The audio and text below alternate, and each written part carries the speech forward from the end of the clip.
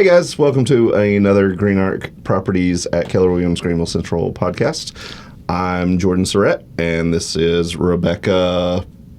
What do you prefer? I mean, technically your license is under Connolly. My license is under Connolly, and So for we'll real estate purposes, with we should go with that. We'll go with Connolly. Absolutely. This is Rebecca Connolly. Hello.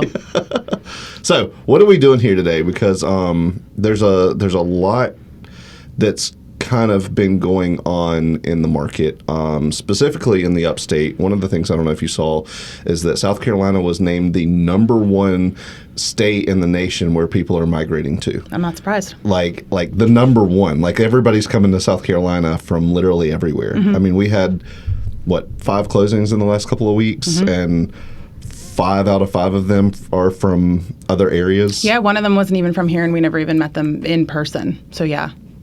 Oh, yeah. Yeah. Oh, yeah. How yeah. fun. I forgot Actually, about that 2 one. of them, because of the one that we have coming up. So, yeah, I mean, it's a lot of people in and out, yeah. and it's a big transplant and So let's going see. to and from place. Connecticut, Mm-hmm. New York, Mm-hmm. New Jersey, Chicago, Boston,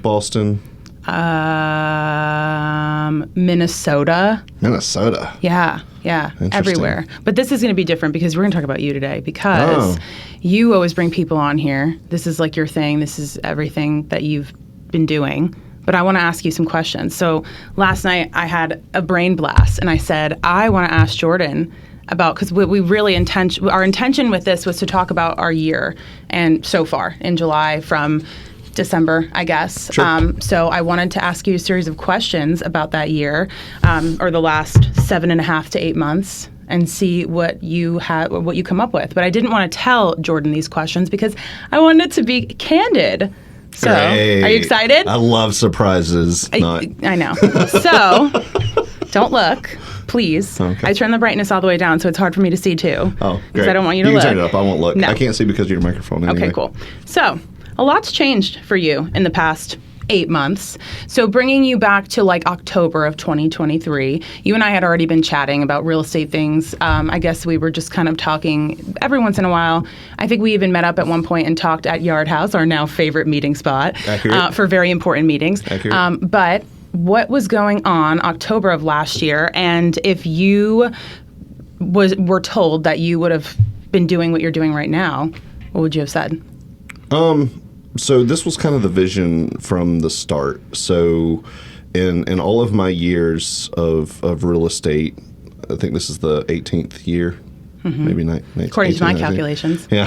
It is year 18. Then, it's always been kind of a development process. So everything has been to kind of a goal, with that goal shifting slightly. Like when I started in 2006, I never wanted to be, 1, with a large brokerage, and 2, with a team. Mm-hmm. And that just wasn't even on my radar because I was going to conquer the world by myself. Typical maverick. And that was going to be me. Mm-hmm.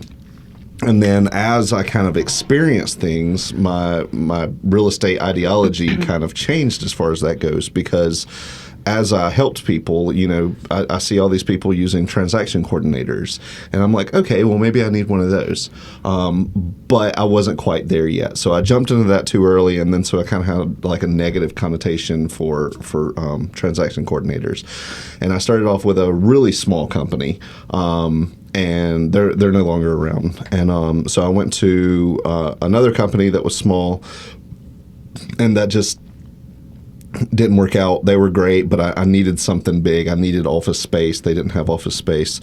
So I kind of took a step up and went to like a medium-sized company. Mm-hmm. And I kind of found home there. And then their kind of corporate structure came in from where they're based out of, and kind of took that over.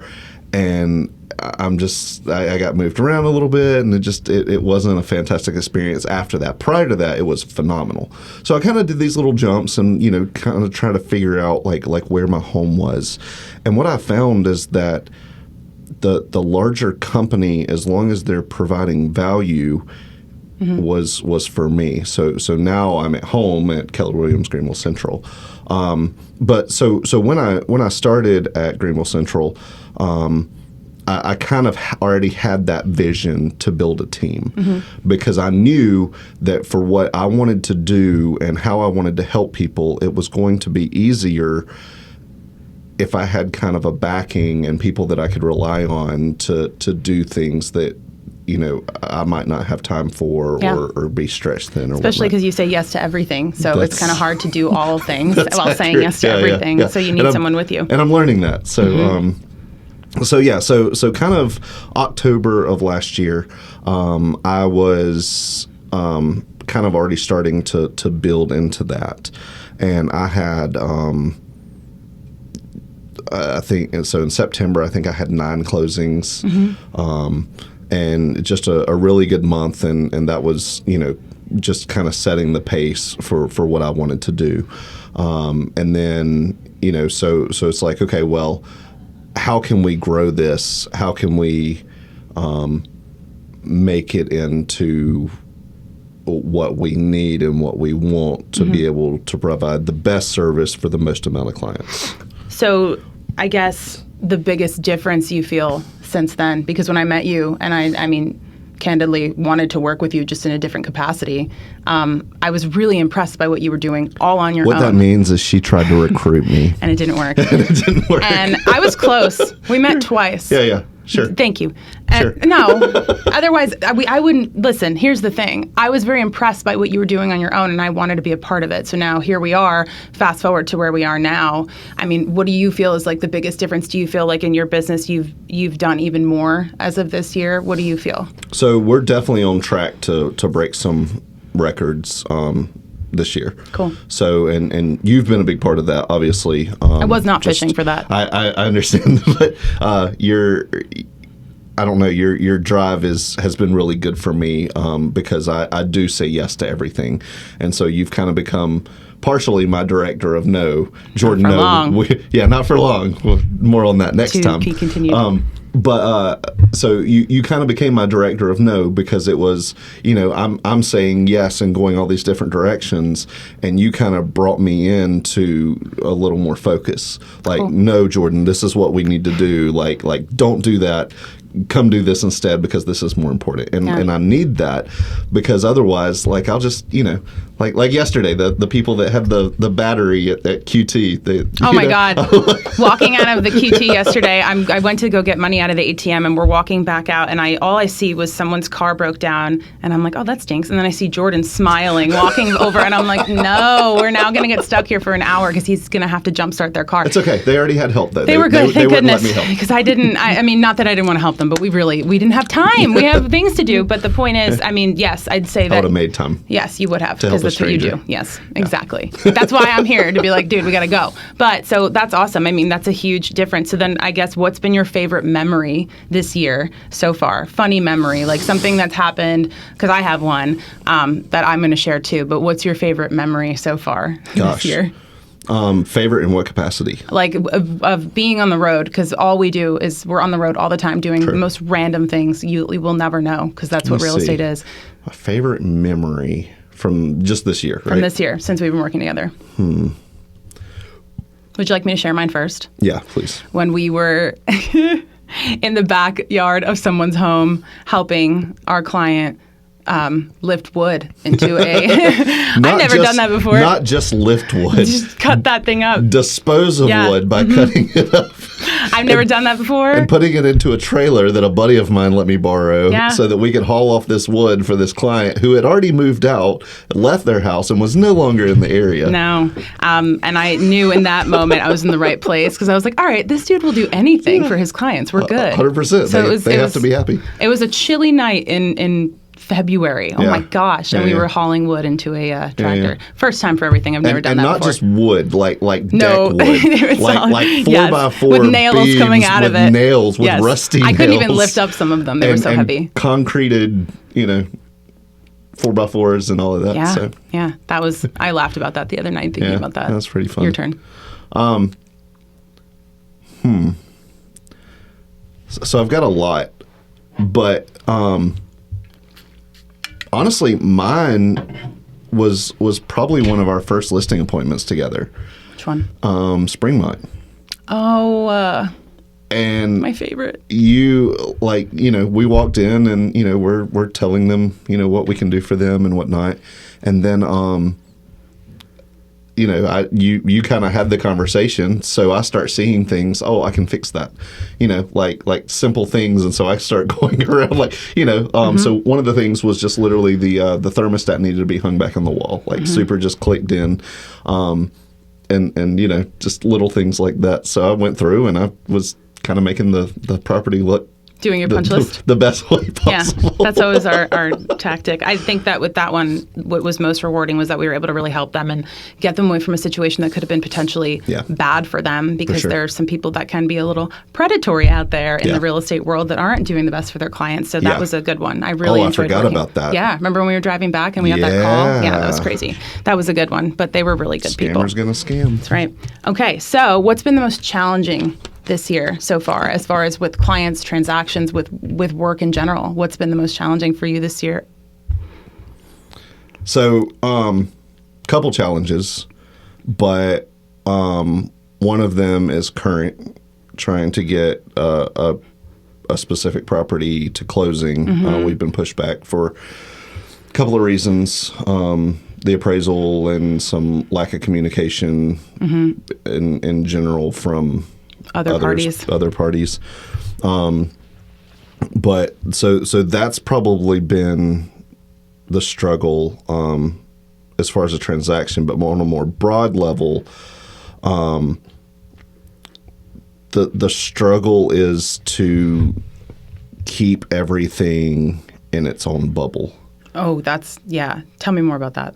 So again, I'm the all over place yes to everything, It doesn't help that I'm also like that, though, and I have to really hold myself to not be that way, because you say I'm good with saying no, but I'm not. I just know I have to. Yeah. So it's very hard, I can imagine, for both of us to keep everything in one spot, because we want to do everything we can. Yeah, no, 100%. But keeping everything in its own bubble while also managing all the bubbles. And I don't know if you've seen the new Disney movie, Wish. No. I've got kids. Yeah, no, I see all the new Disney movies. So in one of the scenes, he's got all the wishes up in the air or whatever, and he's just kind of going through and he's like, oh yeah, that one's that one, that one, that one, that one. And that's kind of what I feel like, because I'm kind of the overseer for all the transactions to make sure everybody has what they need and everything's going the way that it should. And so I'm just kind of looking up in the air at all these bubbles, and I'm like, okay, that one's closing next Tuesday.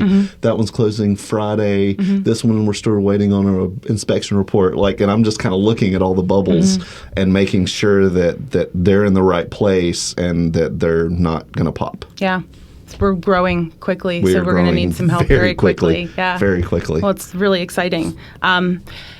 If you were to, one sentence, say how you run your business. I love the looks that you're giving me right now. You're like, what are you about to ask me? I would ask you anything crazy on camera. Have you ever seen me explain anything in one sentence? Yes, but no, I have not ever. But you're going to have to try really hard. Okay. One sentence, how do you run your business?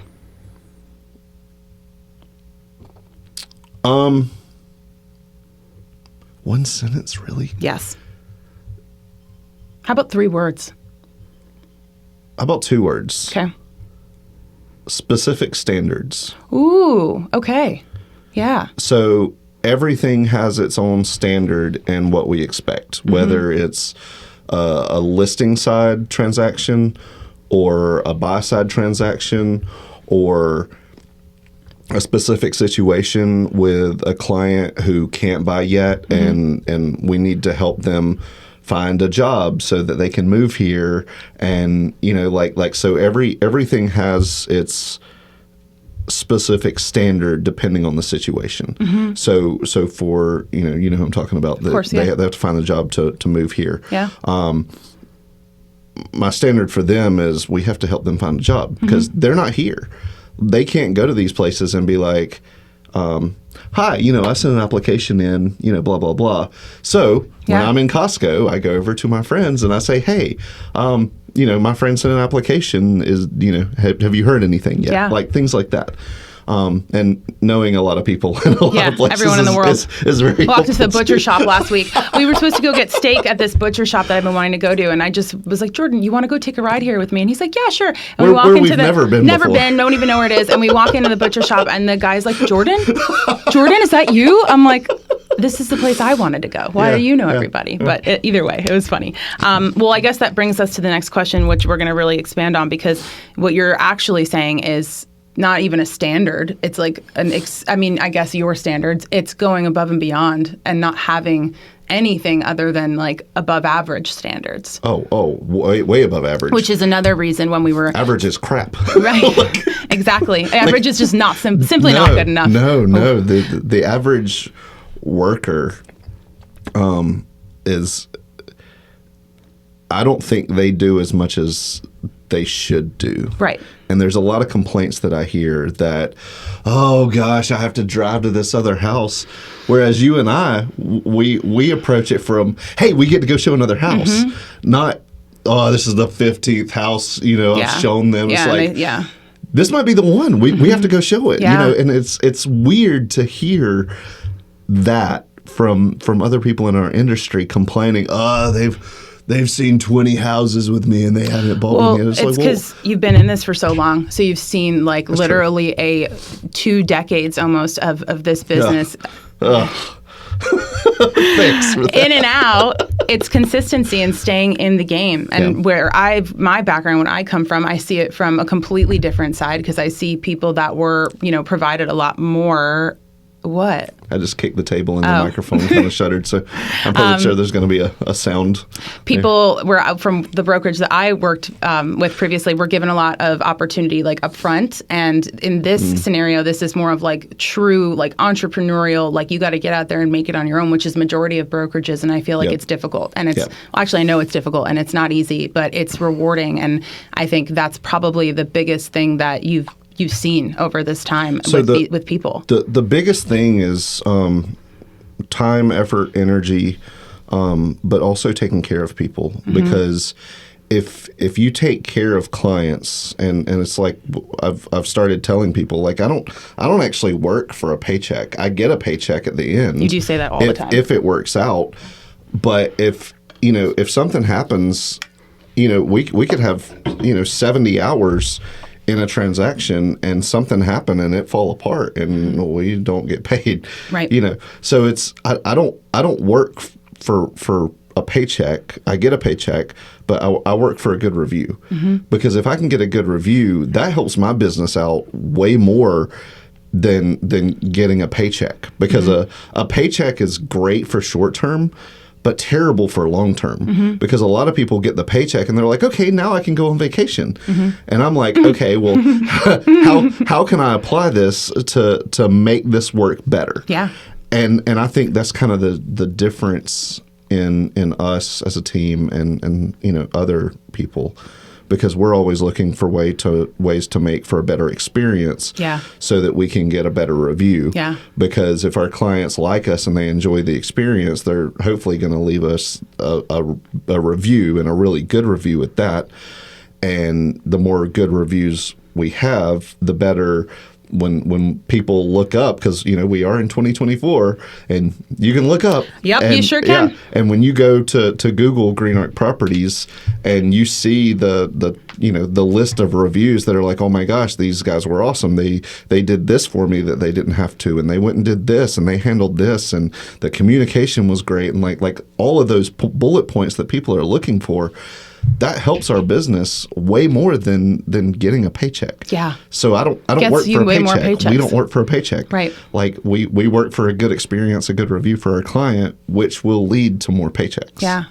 So I was going to ask, I guess, like what you think makes you stand out, but I'm going to just say like what stands out, I think, in what we're doing and everything you're saying. Yes, like it gives them the good experience, all those things. I think the biggest thing, and you can back me up on this, that we hear over and over again, and we've met people that have said this to us, and we've earned the opportunity to work with them and change their mind. They've had bad experiences. Oh, yeah. Like most of them have had bad experiences. Yeah. And I feel like physically and emotionally, compelled to change their experience when we get in that house. Like, I feel like it's our job to be like, okay, because too many people think of this industry and realtors and what we're doing as like this sleazy sales thing, and it's just so not it. So I feel like what makes us stand out. For some people it is, though. Yeah, absolutely. Like for some people, it is just a sales job. You're right. That they don't put their heart into. It's just a sales job for them, and some of them are really good at that, but they don't have that personal experience that everything is a transaction. Yeah. But I have a really cool story that I'll take 2 minutes, maybe. That's okay. We'll see. Cut me off if I need to. I'm just kidding. So you know the story, I think, but maybe not. So I have some really good friends that started off. So back during kind of, I guess, COVID, maybe the end of COVID, whatnot. I had a client that was looking for a house in a specific neighborhood, Mahaffey. Oh, yeah. And so, I didn't really want to go knock on a bunch of doors because, COVID and everybody's, you never know. So I'm driving through neighborhoods, and it was a beautiful sunny day, 85 degrees outside. Lots of people are outside. So I was driving through the neighborhood, and when I saw people, I would get out and be like, hey, I'm not going to get near you because I understand. But driving through the neighborhood specifically to work on your business? Correct. Well, no. So I had clients that wanted a house really cool, in that neighborhood. Yeah. And so I'm literally looking for a house in there. And so there was another house, and they had 35 offers, and it went $100,000 over cash. And so my clients missed out. And so in that neighborhood, and so we lost that one. So I'm driving around saying, hey, is anybody else thinking about selling? Just, if you are like my clients, I can call them right now, they can come over and look and, just to see, just kind of cautiously though. And there was this very nice lady sitting on her front porch with her laptop. And so I go up to her and I'm like, hey, I'm Jordan. I'm a real estate agent. I have clients in here. We just missed out on this house up the road. I'm sure you saw the circus. There was 1,000 cars there. She's like, oh, yeah, that was crazy. Prime COVID times. And I'm like, do you know anybody in the neighborhood that might be thinking to sell? Or are you guys thinking to sell? That kind of thing. And she's like, well, we're not. We're going to retire here. But this very nice lady on my morning walk mentioned that they may be willing to sell. And I said, okay, great. Which house is it? And so I went up and I knocked on their door and stepped back. And this very nice lady comes to the door and she says, hi, how can I help you? And I'm like, hey, I'm Jordan. I'm a real estate agent. I have clients in the neighborhood. And I heard word that you guys might be thinking about selling, or at least like checking out that scenario. And she says, hold on. Let me go get my husband. And I was like, okay, great. And so she closes the door, and this gentleman answers the door. And he's like, who are you? And I'm like, hey, I'm Jordan. I'm a real estate agent, and I have clients looking at the same. And he's like, let me tell you something. And immediately spent the next no lie, 15, 20 minutes telling me about the terrible experience that he had with his last agent, and how terrible everything was, and the communication was bad, and all your brain the way was through. Firing on all cylinders. Let me help you. Well, not just that. I was shocked. Yeah. Some of the things he was telling me, I was like, whoa, what? Yeah. Are you kidding me? And so, for 20 minutes, he told me basically the terrible experience and how he didn't want to use an agent. At about the 30-minute mark, I was sitting in their living room on their couch, and we were just talking general things. And so I told them kind of how I run my business and how I could help them. No rush, no obligation, that kind of thing. About 4 months later, they decided to list with me. We listed their house. We found a cash buyer very quickly. Dang. And now they're pseudo grandparents for my children. We go to dinner, every few months. Yeah. We hang out. They love their new house that they bought. It's just. It's amazing, and they both wrote me really good reviews. And I'm thinking like all of these terrible situations that people have had and like bad experiences, like I can fix it. Yeah, I know. That's typical. And so it was a really good thing because not only did they get their home sold, they got in this beautiful new house, and everything, and they're doing great. I actually talked to them 2 days ago, Sunday. And so all of that is going well, but like they also wrote me a good review. Like on top of all of that. Yeah. These people that had this terrible experience with another team or agent or whatever it was wrote me a really good review saying how great I was in helping them and getting their situation. And I bet you changed their entire mind about working with real estate agents, and they'll always call you. Actually, I don't think I changed their mind at all. Really? I think they have a feeling in general because of the bad experience, but I don't think they will ever recommend anyone else there you go. Other than me. That's what it's all about. I was the problem solver for them. Yeah. That's the best part. Honestly, for me, I think it's the most rewarding. Like, I am not a 2-3 Enneagram like you. They don't run know around. What that means. If you know the Enneagram, you know. I don't really enjoy, not that I don't enjoy helping people. It's not my number one. Like, you seek to help. That's your thing. I seek to solve. It's like a little bit different, and check off that box and complete it. But yours is all about help. And I think that we both can relate on that because we can do both. That's why I make a great team. Yes. Because you're the efficient manager type person. Yeah. And I'm the, how can I fix this? Yeah. Well, your ideas are always the most creative, and you're the one that like thinks of like how we can do it. I'm just going to do it. So it's really a great combination. I'm the thought, you're the action. Pretty much. I like that. That's why honestly I feel like you overall, I guess, could answer this very briefly. This time next year, I'm not making fun of how long you're talking. You're doing great. That's fine. It's fine. This time next year, what do you see? Well, we're definitely going to add another team member. We're probably going to add, we're a little excited about that one, huh? Yeah. We're definitely going to add some more office staff, non-licensed office staff potentially, just to kind of help on that back end. And just continuing to grow. I mean, we're on track this year already to beat a record. So next year we have to beat that record. Yeah. So all providing, no choice. All while providing the same level of service or better. Yeah. Last question. This is a fun one. When Jordan's not selling houses, what is he doing? What are you trying to get me to pitch my TikTok? No. Don't look him up on TikTok.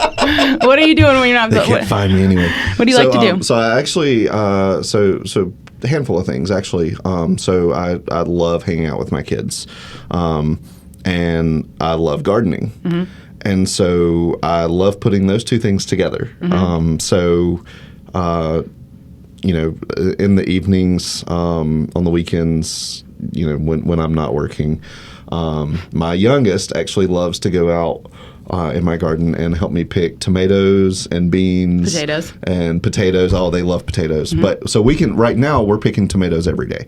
Every single day we go out, and he has a little dump truck, like a little like kid-sized dump truck, and he'll push his dump truck over there. And he'll pick the tomatoes, and then we'll go inside, and my oldest will help me wash them and like put them up and whatever. We call them processing the tomatoes. But that's sweet. It's just washing them. You're in the tomato factory at the Surratt House. Yeah, exactly. But I love those two things. Baking bread. Baking anything with sourdough. Yeah, actually. So I don't know. No, probably not. So I was thinking maybe I'd mentioned this before, but one of our future clients, yeah, actually, as we were heading out, gave me some sourdough starter, and I kind of become obsessed with that because I love cooking too. So cooking, gardening, great thing about those two things is I can combine the two. And I can eat the stuff you make. Yeah. And the kids really enjoy that too. We made homemade sourdough pizza the other night. Dude, those sourdough cinnamon rolls were the best cinnamon rolls I've ever. The second round. Yeah. The first ones were good, but the second round. Yeah. Those are the best cinnamon rolls I've ever had in my life. The sourdough rolls, the kids are obsessed with those, especially when I make honey butter. They're really good when they're warm. Yeah. But just cooking, baking, cooking, hanging out with the family, and baking, cooking. Not baking as much. I like baking bread. Just cinnamon rolls. But like cooking. So last night we did. My nieces are in town as well, and so last night I went and bought one of the vinyl like tablecloths, whatever, for our table, and spread it out, whatever. And so I made homemade spaghetti with fresh grated Parmesan cheese. And we literally put all the spaghetti on the table, and sauce and everything on top, and literally just got to grab spaghetti. My skin is crawling. Got to grab spaghetti and like eat with our hands. That's very sweet. I used a fork. I thought you were going to say I used my hands too. I couldn't do it, but the kids very much enjoyed it. I actually have a funny picture I'll show you. Yeah. Actually, well, no, I don't want to. But the youngest actually literally has a handful of spaghetti, and he's like, That's so funny. It's the funniest thing. That's awesome. I love that. So that's a lot of fun. But I don't know, cooking, gardening, hanging out with the kids. Working. Yeah. Love it. I'm definitely a workaholic. Well, those were all my questions I had for you. That's it? Yeah. We've almost been talking for an hour. No, we haven't. It's been like, I can't do math, like 30 minutes. What are we at, Dustin? Like 30 minutes? Do you have anything else you wanted to add? I'm really excited for the rest of our year. We have huge things coming. I'm honestly convinced we're going to take over the world. But also that in the next 6 months to 8 months to a year, we're going to double everything we've done and just maybe triple. Who knows? We're crazy. We're wild, but I can't wait. Yeah. I'm very much looking forward to adding that new person. Me too. We'll have to bring her or him, they, or her, them, they on here and introduce them. That's right. But, so I'm very much looking forward to that. I think everybody kind of has their roles established, and everybody knows that the end goal is not for the paycheck, but it's for the good review. So you have to take steps to make sure you get that good review. Yeah. And get your clients to the closing and to their next step. Yep. With a smile. Yeah. Oh, so one more story. And I think I've definitely talked about this specific person, but we have a very special lady that moved here from New York, she and her daughter. Yeah. And they are the kindest. Best people ever. My sisters and cousins from another universe. I'm so happy to have them here. But she closed on her house a few weeks ago, and they are just absolutely in love with our area. Mm-hmm. So, kind of the situation. But she was retiring and basically moving down here with her daughter. And they had a bad experience with an agent in New York. Mm-hmm. And so I told her, like, listen, like, I've got this great referral partner. We have referral partners everywhere. And so I called her referral partner. I was like, hey, this is the situation. This lady really needs some help and, guidance and whatnot. She had been on the market for like 60 days, maybe less. Yeah. It was at least over 30. Yeah, it was definitely at least a month, and just was not having a good experience. And it was putting pressure on your end, too, because we were getting the house. Yeah, because she needed that house in order to buy here. And so I called our referral partner, and he said, you know what? We're going to make this a great experience. He said, I'm going there right now. I'm going there right now. So he actually gave her a call, and they talked. And she had already delisted with the other agent because of the bad experience. And so he went and met with her, and she started crying, happy tears, because she felt like she was actually going to be in a good position. Within a week, he had it under contract, got over ask, and she and you know, couple hiccups, couple of bumps. Nothing out of the ordinary. But nothing out of the ordinary. There will never right? not be a bump. Right. And well, I don't know. We have. It's true. There was a little bump on one of them. Yes, like a little tiny, little gravel on the road. Yeah. But he got her so taken care of, and everything went great. And so she closed up there, came down here, bought this house cash, and now they're working on moving in and making it. They're elated. They love it. So, and they're gonna make us some lasagna. God, I hope so. Me too. I gotta get my pastina. Make me anything. That woman talks about food. Yes. Almost as much as I do. I know. We talked about food the whole time we were at that. The whole time we ate and we were still talking about food. Yeah, That's my kind of people. But you know, it's just it's important to me and to us to make sure that those people have a good experience, even if it's not directly with us, if it's with one of our referral partners. That's important. Yeah. Because if I know it's with one of our partners, then I can hold them accountable. And if something goes awry, then we can reach out to that person and be like, hey, strategize. What's going on? How can we fix this?